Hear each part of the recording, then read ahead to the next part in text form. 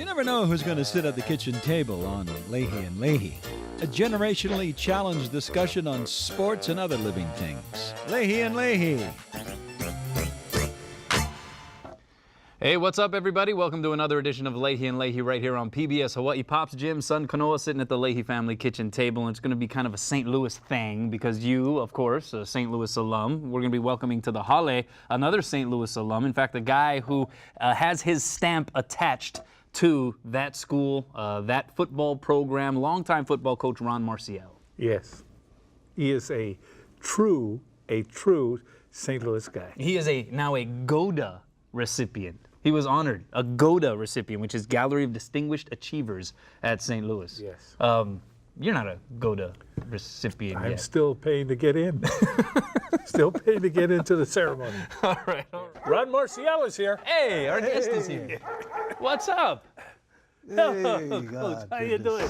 Hey, he looks good, doesn't he? No kidding. How you doing? Thank you. So class of 51, class of 61. And you're 95? From Ilani. He's just a kid. Couple of St. Louis guys. A couple of St. Louis guys. Ron Marciel, a longtime St. Louis football coach. You were also an assistant at the University of Hawaii under Dave Holmes. You went to the Big Island, coached at the Hawaii Prep Academy. I mean, you've been all over the place. Honoka'a, Kalani even. What drew you to coaching, and why did you find yourself going to all these different programs? Well, you know, I never played football in high school, and I was a baseball player. But getting into the service, I ran into a general who said the best way to get the people is to get them to believe in something. And he believed in a football team. So we put together a football team while I was in the service, and then that's where I began playing football and coaching. And I saw the reason behind it. It pulled everybody together. Our unit became a fighting unit while we were in Korea. And it was a real unifying thing. And basically, it made an implant in my heart and my soul that this could be done at a high school level. And that's basically what I did. Well, you believed in it, and a lot of kids that played for you believed in you. You coached at St. Louis from 1965 to 1970, then again from 73 to 78. Leading the Crusaders to the ILH championship in 66, 67, and 1970, as well as 1973. You coached the very first Prep Bowl against Larry Ginozo's YNIC Rider team. When you look back on that now, and of course all the success that was to follow at St. Louis under Cal Lee, how do you feel about what you were able to contribute? Well, when you have good people, and that's the key, you can manipulate whatever you want. Because they are willing to listen and they're willing to put in the time and the effort to get the job done. And I found that at St. Louis we had that type of individual. You know, basically we had guys that wanted to be given the opportunity to be successful. And one of the things about coaching, I found that if you turn the game over to them, if you don't overcoach them, if you let them become the players that they're capable of becoming, that wonderful things happen, just wonderful things happen. And I'd meet with my quarterbacks maybe Monday, and we'd discuss what we're going to do, and it was theirs. It was their game from then on. You know, I gave them the format to work with, but basically they took control of the game.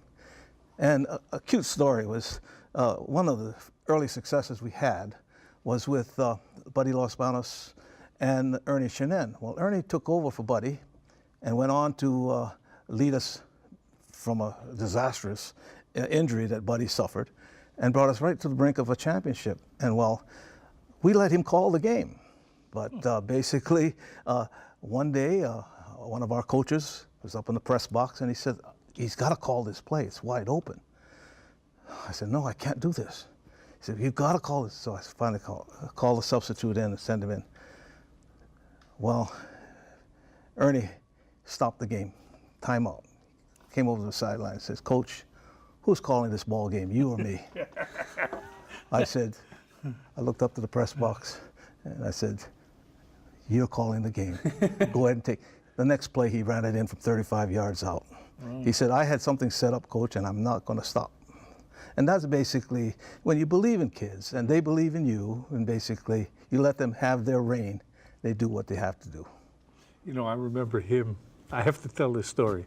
I was playing on this, makeup team for the media, and we were playing this, I don't know, some bodybuilding studio, and we were doing it at Cookfield. So all the media went out there, and we're media guys. We sit down and go, like that, and all these guys show up, and I go, wow.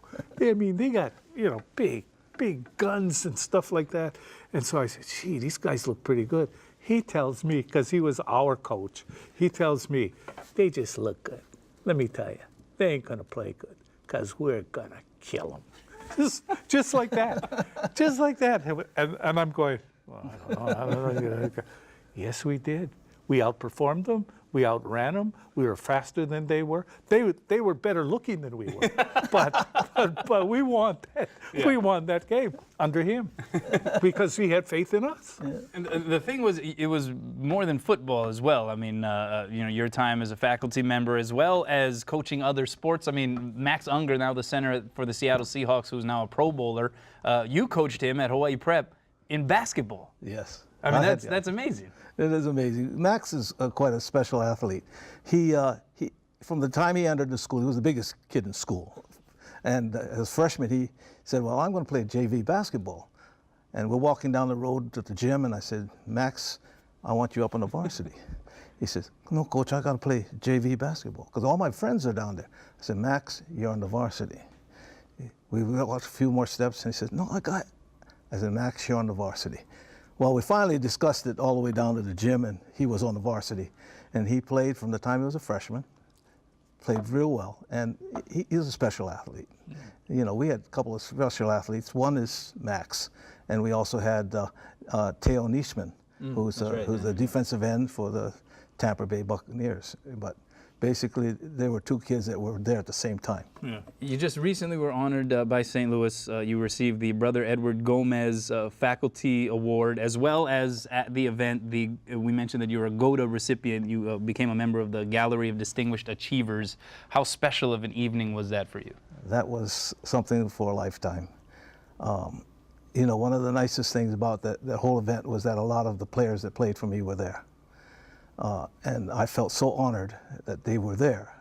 And also one of the special guests was Edward Medeiros, who was in that first Prep Bowl, who was injured very seriously and has made a success of his life in spite of being paraplegic. Mm-hmm. And basically just so much courage and determination. It just was a tear-jerking time. Yeah. Beautiful. Now that you look back, and I know it's hard to do, now that you look back and all of these different kinds of achievements come at you in memory, they come at you.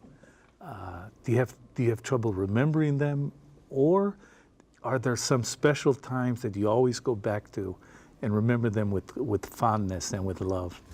No, it's definitely that. Fondness and love, and you never forget. When I was worried about that, about meeting with these kids and remembering who they were. Yeah. It was almost instantaneous. Okay. It came right back, because they were a special time in my life. Yeah. And I think I made a difference in some of their lives. But it was just beautiful to behold, and just a tremendous evening. And I feel very honored that St. Louis thought of me. Wow, St. Louis does, yes. They do some things that are very good. They really do. And one of them was to honor you because not only of your accomplishments, but of your lasting leadership. Because you have a way of thinking that, hey, we can do this. Maybe you got it from the general a long time ago, I don't know. But you've always said, hey, we can do this. It's never negative. I was fortunate. I had some great coaches. Francis Funai and Walter Wong. Yes. They were special people. And I happened to coach with, not coach, but with the athletic director when Walter was still coaching basketball.